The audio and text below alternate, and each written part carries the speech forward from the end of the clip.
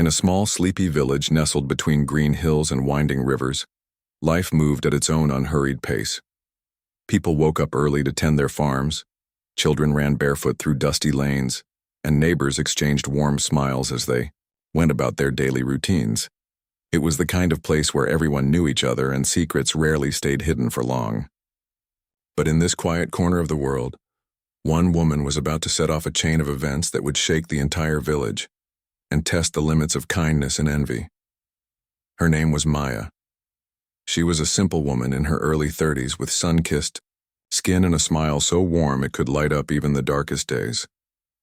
Maya lived alone in a modest little house on the edge of the village, surrounded by fields of golden wheat. She wasn't rich by any means. She earned just enough from selling vegetables at the local market to get by. Yet despite her humble circumstances, Maya had a heart bigger than anyone else's in the village. She believed deeply in helping others no matter how little she had herself. One evening, as Maya sat outside her home watching the sun dip below the horizon, she had an idea. It came to her suddenly, like a whisper carried by the wind. She thought about all the people in the village who struggled to make ends meet, the elderly man who couldn't work anymore, the single mother with 3 hungry mouths to feed, the children who often skipped meals because there wasn't enough food at home. Maya knew what it felt like to go to bed with an empty stomach. She had experienced hunger herself when she was younger. That memory still lingered in her mind, sharp and vivid, and it stirred something within her, a desire to do something meaningful. "I'll cook meals for them," Maya said softly to herself, her voice filled with determination. "Every day I'll prepare food and give it away for free." At first the idea seemed impossible. How could someone like her with barely enough to survive take on such a task? But Maya didn't let doubt stop her. She decided to start small. The next morning she woke up before dawn, gathered whatever ingredients she had left in her pantry, and began cooking. By midday, she had prepared 10 simple but hearty meals: rice, lentils, and vegetables cooked with love. She loaded the food into baskets and walked through the village, knocking on doors and offering her meals to those in need. To her surprise, people were hesitant at first. Some refused outright, thinking there must be a catch. Others accepted, reluctantly, unsure if accepting charity would make them look weak. But as word spread about Maya's generosity, more and more people started lining up outside her house. Day after day, she cooked and served meals, pouring every ounce of energy she had into making sure no one went hungry. And slowly, the villagers began to see her not just as a kind neighbor, but as a beacon of hope. Maya's efforts didn't go unnoticed. Among those who watched her closely was Mira, a woman who ran a popular roadside eatery in the village. Mira was known for her delicious curries and crispy fried snacks, but also for her sharp tongue and competitive nature. She prided herself on being the best cook in the area, and her business thrived because of it. When she heard about Maya's free meals, however, her pride turned into irritation. "What is she doing?" Mira muttered to herself one afternoon as she stood behind the counter of her eatery, wiping her hands on her apron. "Doesn't she know how hard I've worked to build my reputation?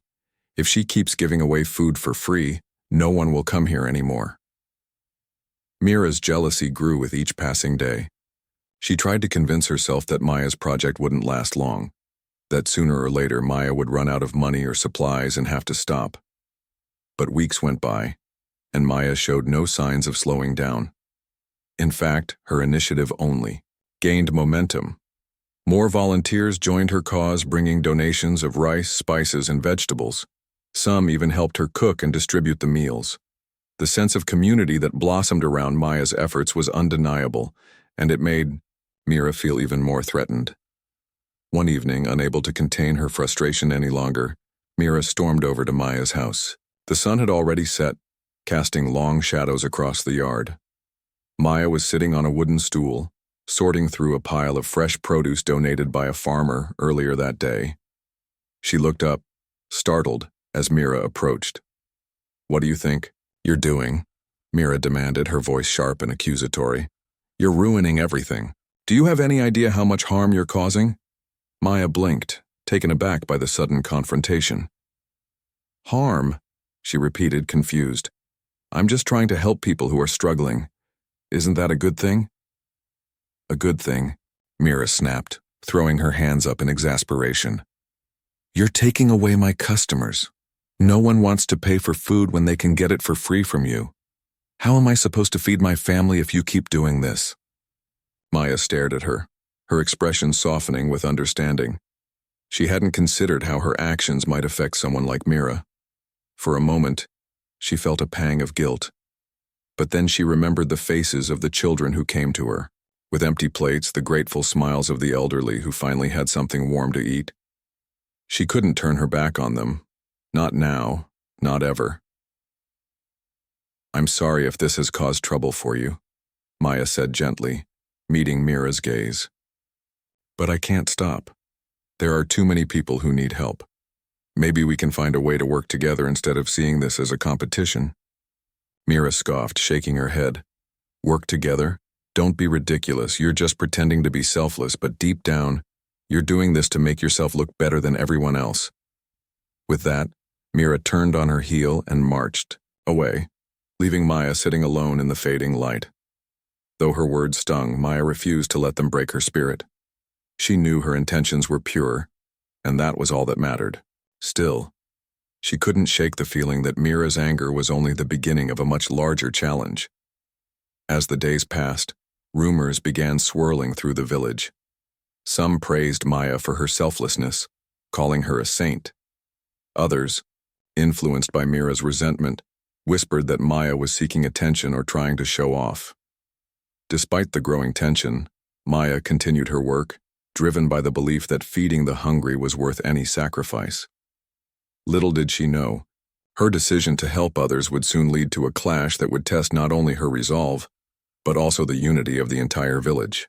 As the days turned into weeks, Maya's free meals became a lifeline for many in the village.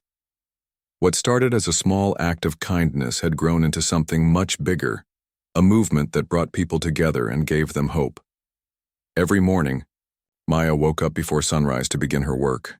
She chopped vegetables, boiled rice, and stirred pots of lentils until the air was thick with the aroma of spices. By noon, the line of villagers waiting outside her house stretched down the lane, their faces filled with gratitude. Maya wasn't alone in her efforts anymore.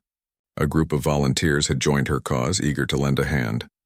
Some helped cook, others distributed food, and a few even went door to door collecting donations from those who could spare a little extra. Among the volunteers was Arjun, a young man who had recently returned to the village after working in the city. He admired Maya's determination and often stayed late into the evening, helping her clean up and plan for the next day.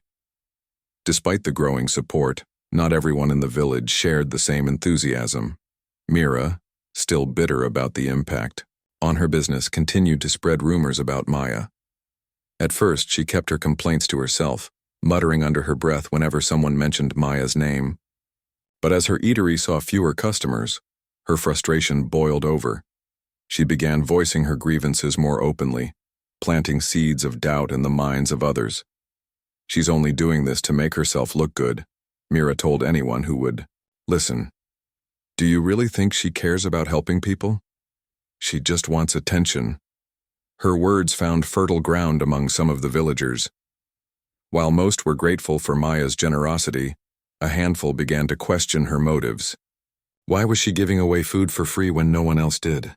Was she trying to prove that she was better than everyone else? Slowly but surely, a divide began to form in the village. On one side were those who supported Maya and believed in her mission. On the other were those swayed by Mira's accusations. The tension came to a head one afternoon during the weekly market. The village square buzzed with activity as vendors shouted out prices and customers haggled over bargains. Maya arrived with a basket of freshly cooked meals, intending to distribute them to the poorest families. As she set up her makeshift stall, she noticed Mira glaring at her from across the square. Ignoring the hostility, Maya smiled warmly and greeted the crowd that gathered around her. "Thank you all for coming," she said, her voice steady despite the nervous flutter in her chest. "These meals are for anyone who needs them. Please take what you can use." Her words were met with applause from some, but not everyone was pleased. One man stepped forward, his arms crossed and his brow furrowed. "Why should we trust you?" he asked loudly, drawing the attention of nearby shoppers. "How do we know you're not just using this to gain favor with the villagers?" Maya hesitated, caught off guard by the accusation. Before she could respond, another villager chimed in. "That's exactly what I've been saying," the woman exclaimed, pointing an accusing finger at Maya. "She thinks she's better than us because she gives away food. But where does she get the money for all this? Is she stealing it from somewhere?" The murmurs grew louder and Maya felt her cheeks flush with embarrassment. She glanced around, searching for friendly faces, but many looked away, unwilling to meet her gaze. Even some of her closest supporters seemed unsure, their loyalty wavering under the weight of suspicion. Arjun, who had been standing quietly in the background, finally stepped forward. "That's enough," he said firmly, his voice cutting through the noise. "Maya has done nothing wrong. She works tirelessly every day to help those in need. If you have a problem with her, then maybe you should try volunteering instead of spreading lies." His words silenced the crowd, but only for a moment. Mira, sensing an opportunity, pushed her way to the front. "Oh, so now we're supposed to believe everything she says just because you defend her?" she sneered, her eyes narrowing. "You're just as blind as she is. This whole thing is a farce and everyone knows it." The argument escalated quickly, with voices rising and tempers flaring. Maya stood frozen, overwhelmed by the chaos unfolding around her. She had always known there would be challenges, but she never imagined they would come in the form of mistrust and betrayal. For the first time since starting her project, she doubted whether she could continue. Later that evening, Maya sat alone in her kitchen, staring at the half-empty pots of food she hadn't finished cooking. Tears welled up in her eyes as she replayed the events of the day in her mind. Had she made a mistake? Should she have kept her efforts smaller, less visible? The questions swirled in her head, leaving her exhausted and defeated. Just as she was about to give in to despair, there was a soft knock at the door. Wiping her tears, she opened it to find Arjun standing outside, holding a lantern. His face was kind, but serious. "I heard what happened today," he said gently. "Are you okay?" Maya shook her head, her voice trembling. "I don't know if I can keep doing this, Arjun. People are turning against me and I don't understand why. All I wanted was to help." Arjun placed a reassuring hand on her shoulder. "You've already helped so many people, Maya. Don't let Mira's jealousy bring you down. She's afraid because your actions remind her of what she's lacking. Compassion. That's not your fault." His words gave her a glimmer of strength, but the road ahead still seemed uncertain. Maya knew she couldn't stop now, not when so many depended on her. Yet she also realized that continuing meant facing even greater resistance. The battle wasn't just against hunger anymore. It was against fear, envy, and misunderstanding. The next morning, Maya woke up determined to push forward. She decided to address the rumors directly, hoping to clear the air and regain the villagers' trust. With Arjun's help, she organized a meeting in the village square, inviting everyone to attend. As the sun rose higher in the sky, a large crowd gathered, curious to hear what she had to say. Standing on a wooden platform, Maya took a deep breath and spoke from the heart. "I know there have been doubts about my intentions," she began, her voice calm but firm. "Some of you think I'm doing this for selfish reasons, but that's not true. I started this because I've seen hunger, and I know how it feels. I want to make sure no one in our village has to experience that pain." She paused, scanning the faces of the listeners.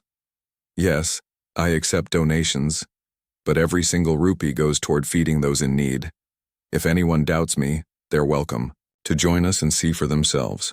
We have nothing to hide." Her honesty struck a chord with many in the audience. Some nodded in agreement, while others whispered apologies to their neighbors for doubting her. But not everyone was convinced. Mira, standing at the edge of the crowd, clenched her fists and scowled. She refused to let Maya win, no matter what. After the meeting, Maya felt a renewed sense of purpose. Though the tension in the village hadn't disappeared completely, She sensed that she had regained some of the trust she had lost. However, she knew Mira wouldn't give up easily.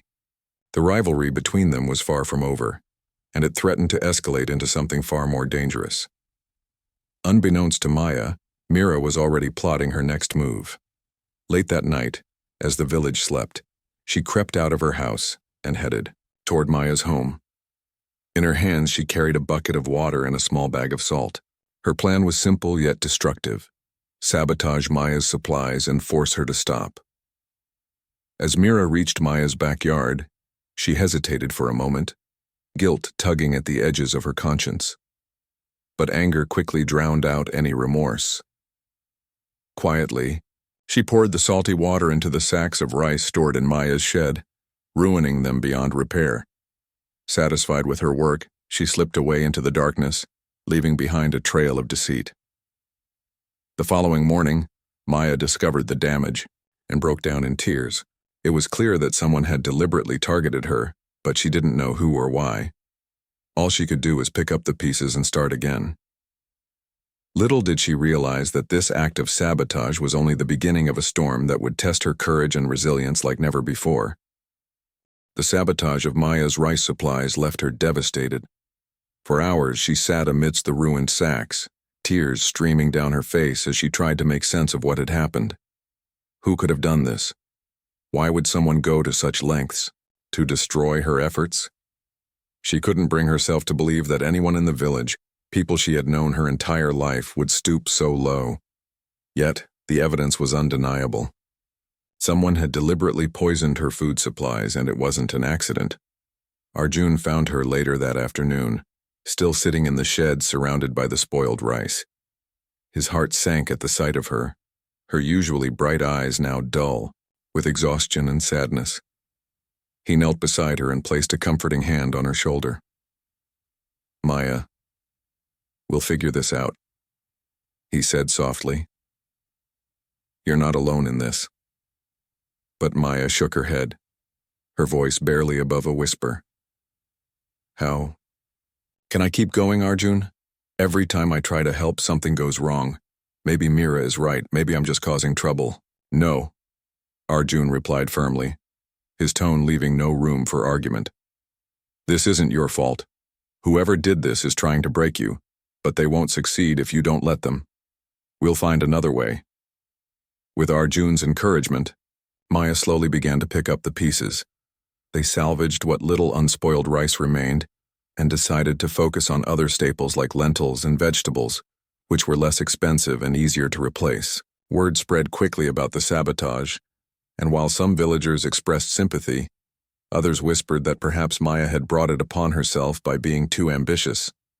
The divide in the village deepened, with emotions running higher than ever.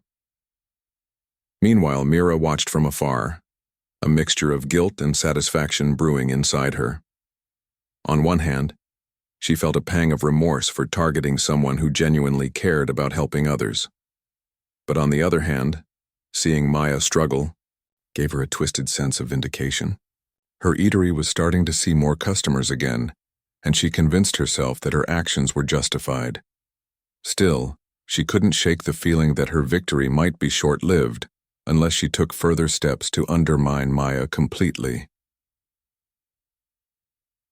A new ally emerges. Just when Maya thought things couldn't get worse, an unexpected ally appeared.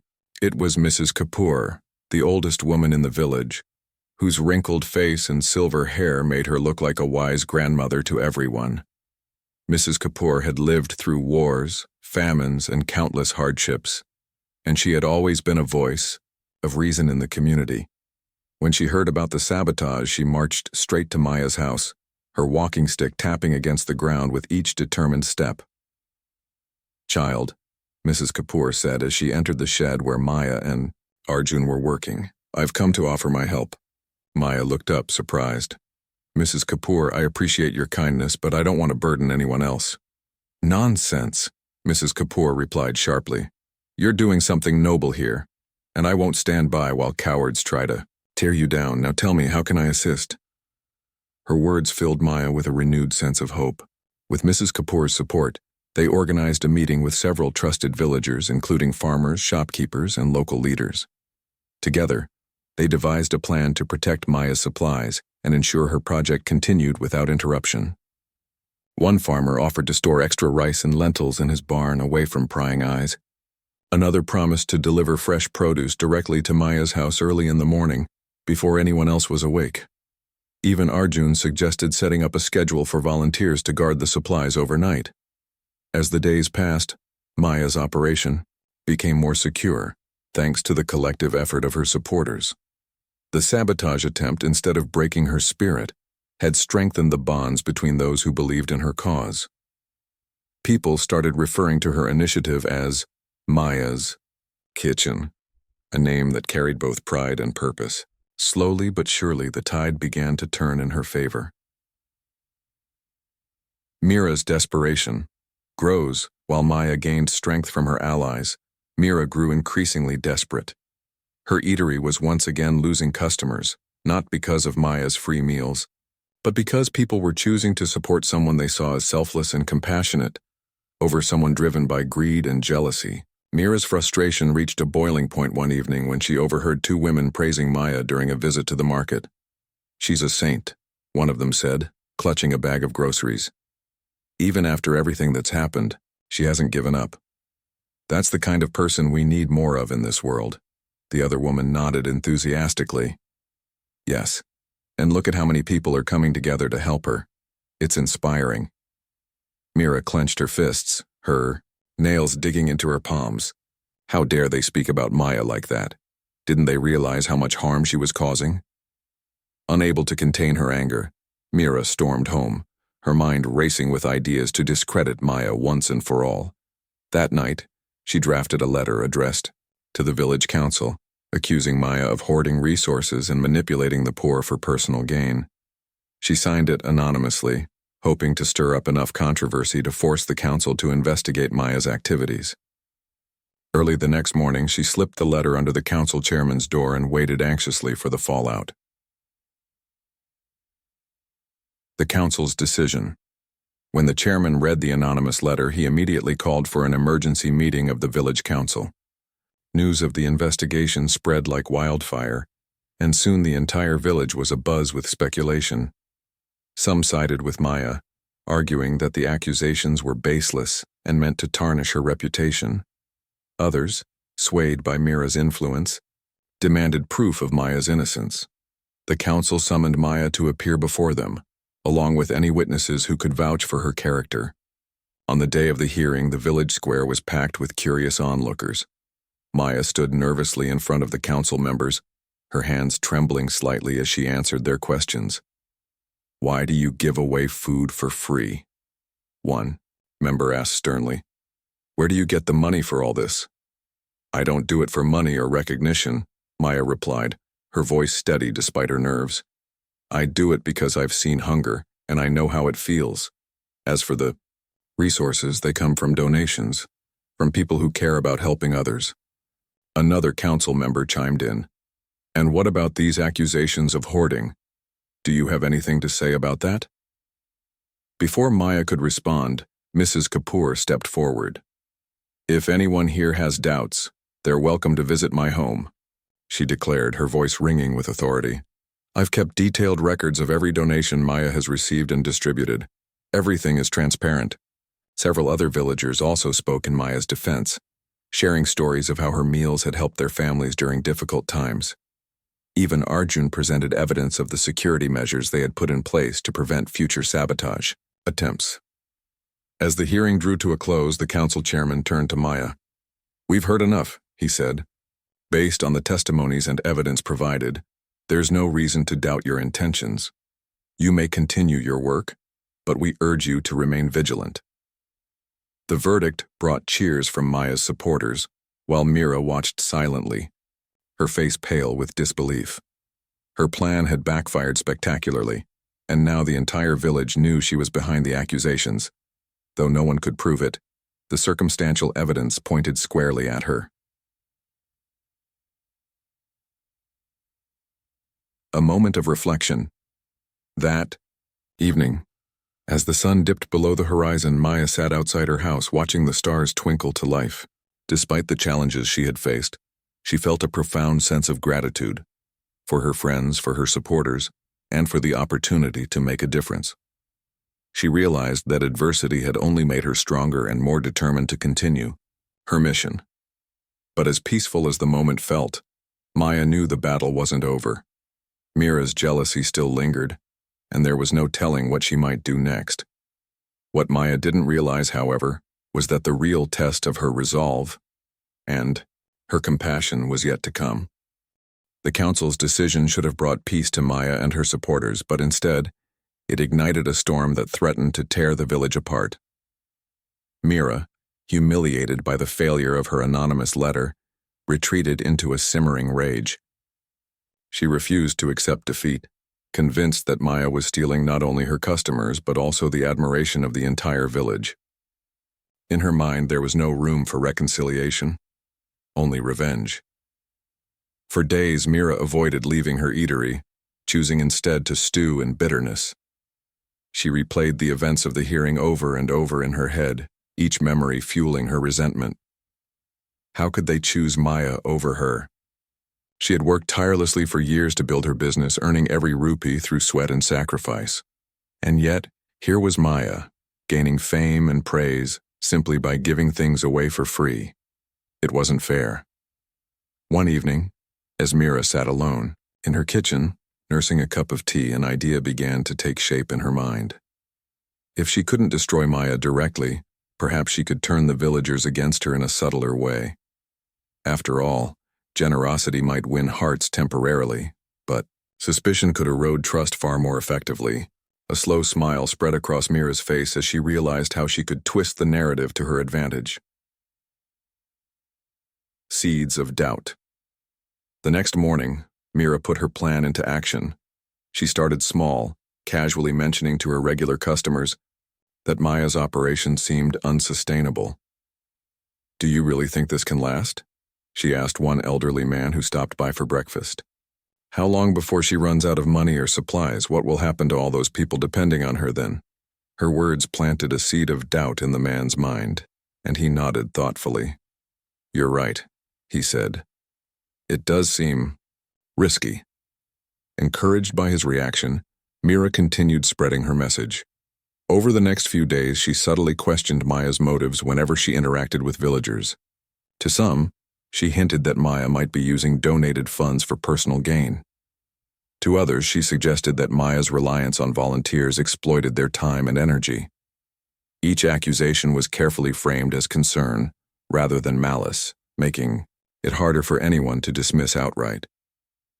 At first, her efforts yielded little result. Most villagers remained loyal to Maya, grateful for her kindness, and unwilling to entertain baseless rumors. But Mira was patient. She knew that distrust grew, slowly like weeds creeping through cracks in the pavement. All she needed was time and a catalyst to accelerate the process. A tragic accident. 2 weeks later, fate handed Mira the opportunity she had been waiting for. One afternoon, a young boy named Rohan, whose family often relied on Maya's meals, fell ill after eating a dish prepared at Maya's kitchen. His mother rushed him to the nearest clinic where the doctor diagnosed him with food poisoning. News of the incident spread quickly, and soon whispers filled the village. Did something go wrong with the food? Maybe Maya isn't careful enough with hygiene. What if she's cutting corners to save money? Though no evidence linked Maya directly to the contamination, fear took hold of the community. Parents forbade their children from eating Maya's meals, and even some of her staunchest supporters hesitated to visit her house. The once thriving line of hungry villagers dwindling to a trickle. When Maya heard about Rohan's illness, her heart sank. She immediately suspended operations at her kitchen and launched an investigation into what might have caused the contamination.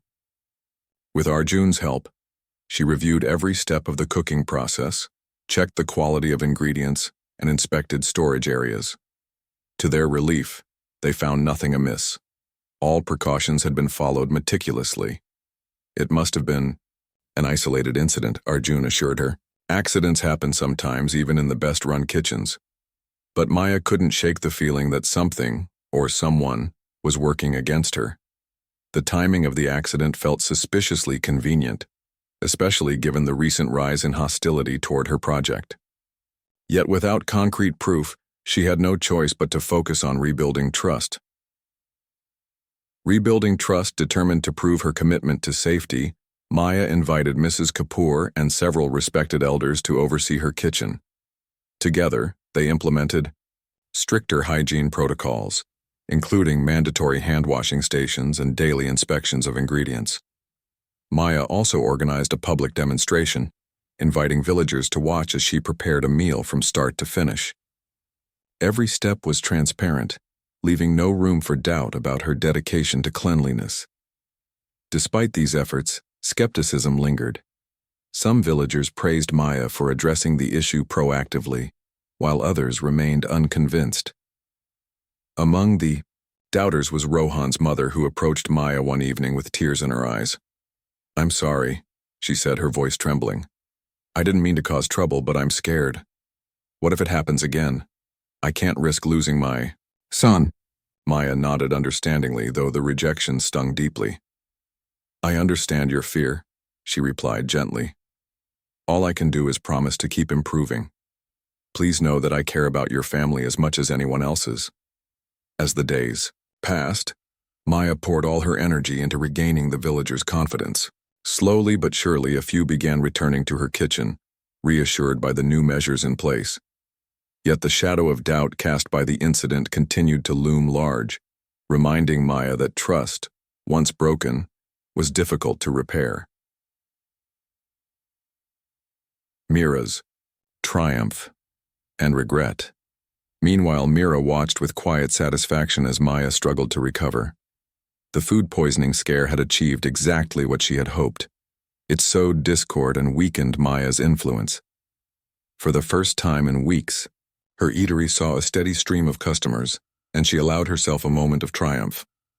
But victory tasted bitter. As Mira served plates of curry and roti to her patrons, she couldn't ignore the nagging guilt gnawing at her conscience. Images of Rohan lying sick in bed haunted her thoughts, along with memories of the countless times Maya had offered her friendship in the past. The realization hit her like a punch to the gut. She hadn't just hurt Maya, she had endangered innocent lives. That night, unable to sleep, Mira wandered outside and stared up at the stars. The weight of her actions pressed down on her chest, suffocating her with regret. She had always prided herself on being strong and independent, but now she felt weak and selfish. For the first time, she questioned whether her jealousy was worth the cost. Redemption on the horizon, unbeknownst to Mira, change was already stirring in the village. While Maya faced setbacks, her unwavering compassion inspired others to reflect on their own values. Even those who had doubted her began to see the bigger picture, the importance of unity and empathy in times of need. And as whispers of Mira's role in the sabotage reached their ears, opinions began to shift. For Maya, the road ahead remained uncertain. She had weathered storms before, but this one tested her resolve like never before. Still, she refused to give up. Each meal she cooked, each smile she shared reminded her why she had started this journey in the first place. Little did she know, the final chapter of her story was about to unfold, one that would challenge everything she believed about forgiveness, redemption, and the power of second chances. The village seemed quieter than usual, as if holding its breath. Maya continued her work at the kitchen, though the lines of villagers were shorter now. Some still came out of loyalty, while others stayed away, afraid of repeating the tragedy that had struck Rohan. Despite the challenges, Maya remained steadfast, her determination unwavering. She cooked with care, served with kindness, and greeted every visitor with a warm smile, even when their numbers dwindled. Meanwhile, Mira wrestled with her guilt. Each morning, she opened her eatery, welcoming customers who had returned after weeks of absence. Business was booming again, but the joy she once felt from success had vanished. Every time she looked across the square toward Maya's house, she saw not an enemy but a reflection of her own failures, a reminder of how far she had fallen in her quest to destroy someone who only wanted to help. One evening, Unable to bear the weight of her conscience any longer, Mira made a decision. She closed her eatery early, lit a lantern, and walked hesitantly toward Maya's home. Her heart pounded with every step, unsure of how she would be received.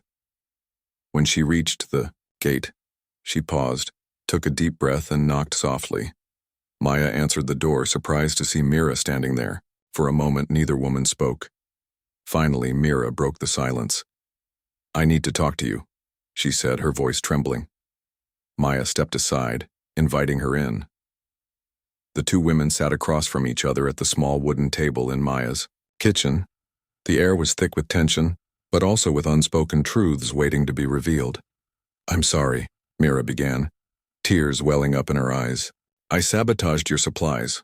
I spread rumors about you, and I think I might have caused the food poisoning scare."